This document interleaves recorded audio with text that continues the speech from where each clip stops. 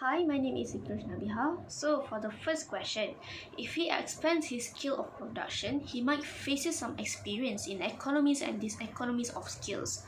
For economies of skills, he will experience based on the financial economies where he will have a better security to bankers and raise finance at lower cost.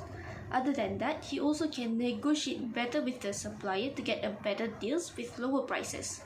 Next, he will get the benefit of able to upgrade his technical equipment to produce larger outputs at lower cost per unit. As there are benefits, there also will be some problems or also these economies of scale where when the business becomes too large, it can cause communication issues and difficulty in supervision. The coordination and efficiency will start to be a problem and resulting a higher labor cost per unit and slower down the decision making. Next, he also might experience some financial problem where he might need to acquire some new facilities to upgrade his production. To be able to do that, he will require more funds where he might turn to banks or private investors that typically charge more interest. So it will increase his cost. Last but not least, there will be issues in the management as it will be hard to manage a larger number of employees. As there are lack of communication in the management, it will affect the employees where they will might be less motivated and affect the production of his business as well as affect the whole scale of his production. That's all. Thank you. So hi, my name is Kavisha Kalidas and now I'm going to answer the question number 2, which is select an industry of your choice, for example F&B, retail, airlines, logistics and more. Discuss the changes of the cost production pre and post pandemic. Include a summary of how the industry adapt to the changes. So I choose the airline industry. As in the pre-pandemic, means before the pandemic, the airline industry operate with a relative stable fuel price and routine maintenance costs. Labor expenses were a significant component due to the need for the pilots, flight attendants and group staff. So for the post-pandemic, the pandemic includes seismic shift in the airline industry cost dynamite. With a sharp decline in demand, airline face challenges in covering fixed costs. Airline renegotiate contract with supplier, different aircraft orders to manage the labor costs. As the adaptation to adapt, airline embrace digital transformation technology to streamline operations and enhance customer experience. Dynamite pricing model were implemented to optimize revenue, and many airlines pivot to cargo transport to offset losses in passenger revenue. That's all from me. Thank you so much. But financial structure, which is the types perfect competition, monopolistic competition, and oligopoly. This is perfect competition. Perfect competition is the market that has many buyers and sellers, and their products are homogeneous, and sellers can have access to and exit from the market.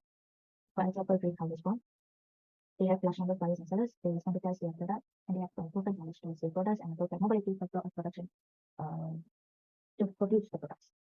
So for the advantages towards consumers are purchase at the lower price, and they have wide range of choices. And for disadvantages, it is homogeneity and customer service, which is minimal based on focus on price and volume of products. However, for producers, they have equal opportunities which is have equal access to our market and make their firms to be efficient and cost effective. And for the producers, disadvantage will face the low profit margins and could not set higher prices than the market could, even despite being price effects. Second is monopoly, which makes a single seller and a large number of buyers selling products that they have no close substitution of high entry and exit barriers. For example, Tenaga Nasional Board, it supplies electrical supplies to all homes in Indonesia. And they depend on micropricing and is a price maker. And advantages towards consumer is they have stable supply and condition they lead to better products by monopolies, and producers have large scale productions that can cover their average cost and significant amount of what they do to go to lower prices. And for disadvantages, consumer face high purchasing high price, and they have limited choices, and they have to accept whether they prefer the or not towards the product. And producers face regulatory oversight, regulation and scrutiny, and repetition risks that can lead to negative public perception. Third is monopolistic competition, which is there are large numbers small sellers that sell differentiated products but close to substitute products and have access of easy entry into and exit from market. For example, Kanaman Coffee, they have large number of buyers and sellers, they have differentiated products, and they enter and exit the market easily, and they have independent decision making. For advantages towards consumers, they have very like these products to obtain, and they using the innovation of the products and the quality of products available in the market. Producer, they have control over pricing due to differentiation and earn an amount of profit that will overcome the costs. And for consumer disadvantages, they face or purchase high prices towards the products and service provided and lack of perfect information for the products and service. For producers, they will face the interdependence and unfortunately they also face the excess waste of resources. Lastly, oligopoly is a few firms selling standardized or differentiated products, and it restricts the entry into and exit from the market. So, for example, the company is DG. It's a few firm and they have high entry barriers and interdependence on pricing.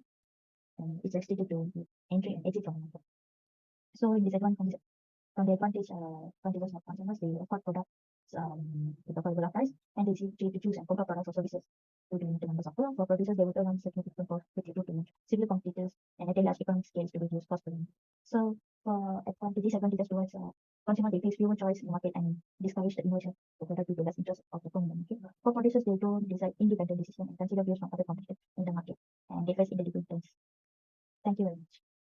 So hi, my name is Nurul Aliana binti Samsur and I'm going to answer the last question, number 4. The question is based on the article provided, and as for the first sub-question, it asks about the government purpose of protecting the rice industry. So the reason why government protecting the industry is due to promote protectionism, or which means the restriction of international market and help the domestic industry. It is also to prevent the effect of global rice market, like how price crisis affecting our country in the late 1970s. This also ensures the rice producers benefit. Self-sufficiency level is achieved with high rice quality supply and consumer benefit. The second sub-question is asked to compare the ecosystem of the rice industry before and after 1970. So before the 1970, the domestic rice market was inefficient. It is due to the lack of integration, exploitative middlemen, poor information flow, and inadequate infrastructure. But after the 1970, rice sector has become more concentrated with the declining amount of meal and majorly owned by the large farm and Bernas. So Bernas has become the monopoly in local market. This causes the intervening power of farmers has reduced, and they merely function as the price maker in the rice industry.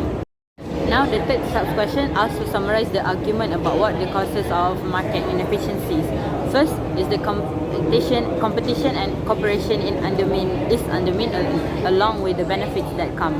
The establishment of Bernas has set the higher barrier to enter the rice market as it become the monopoly in rice market.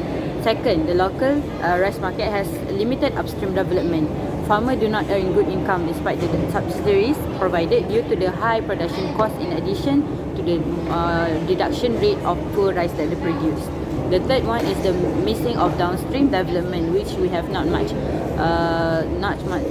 of small medium enterprise (SME) that produce rice-based product. It is due to the high barrier to enter the market as well. Last but not least, in the last sub-question, it asks how the rice industry operate in order to protect both consumer and producer. So in my opinion, the government should play an important role by implementing the fair trade in the rice market. Due to the lack of competition and high barrier to entry, government should offer financial aid for new entrants, for those who want to enter the rice market. And lastly, to protect the producer and consumer, government may set the ceiling and floor price to ensure benefit of both parties so that the price will not go too high or too low. Okay, that's all from us. Thank you.